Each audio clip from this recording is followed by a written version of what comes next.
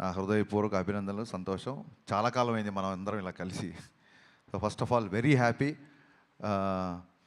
రేపు ఉగాది, అది కాస్త ఉస్తాద్ ఉగాదిగా మారబోతుంది.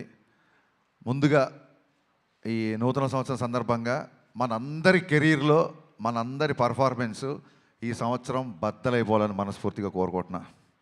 మీ అందరికీ బాగుండాలి. సినిమా చాలా ఇంటర్వ్యూలో చాలా మ్యాటర్ చెప్పాను.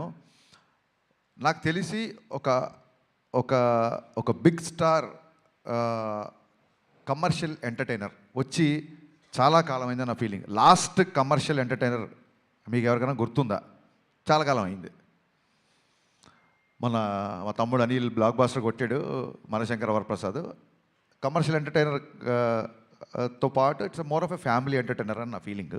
అందుకు నేను అంటున్నా, ఒక స్టార్ హీరో అన్ని హంగులతో వచ్చిన సినిమా, కేవలం ఫ్యాన్స్ మాత్రమే కాకుండా సాధారణ ప్రేక్షకుడు కూడా ఎంజాయ్ చేసే సినిమా వచ్చి చాలా కాలం అయింది అని నా ఫీలింగ్.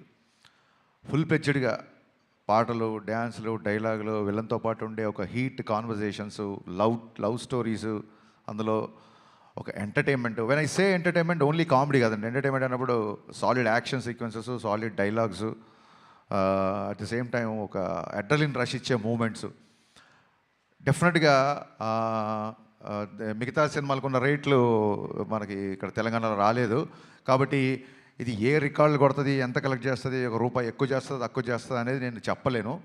ఖచ్చితంగా ఒక విషయం మట్టుకు చెప్పగలుగుతున్నా, సినిమా చూసిన తర్వాత ఇలాంటి సినిమా వచ్చి చాలా కాలమైంది, ఇంత ఎంటర్టైనింగ్ సినిమా వచ్చి చాలా కాలమైందని చెప్పి పవన్ కళ్యాణ్ గారిని మనస్ఫూర్తిగా తృప్తిగా ఆయన నుంచి ఏమేం కోరుకుంటారో, హెయిర్ స్టైల్ నుంచి డ్యాన్సెస్ వరకు, డైలాగ్స్ వరకు, ఆయన మాడ్యులేషను, ఆయన సెన్స్ ఆఫ్ హ్యూమరు, ఒక ఫుల్ ప్లెజ్డ్ పవన్ కళ్యాణ్ గారి సినిమా. నేను ఆ రికార్డు ఈ రికార్డు ఇవన్నీ మనసులో పెట్టుకోలేదు, ఎందుకంటే అది రిలీజ్ డేట్లు బట్టి ఉంటుంది. మనం ఓడి ధరిస్తే దయ్యం ఓడి తెలిసింది అన్నట్టు మేము మార్చ్ 26th రావాల్సింది, 19th రావాల్సి వచ్చింది. సో ఆ రిలీజ్ డేట్ని బట్టి సంక్రాంతికి వస్తే ఒక రెవెన్యూ, సమ్మర్కి వస్తే ఒక రెవెన్యూ, మిగతా ఏ సినిమా లేకపోతే ఒక రెవెన్యూ. ఆ రికార్డ్స్ అంటే ఎంత కలెక్ట్ చేస్తుంది అనేది మన చేతిలో లేదు, ఎంత ఖర్చు పెట్టి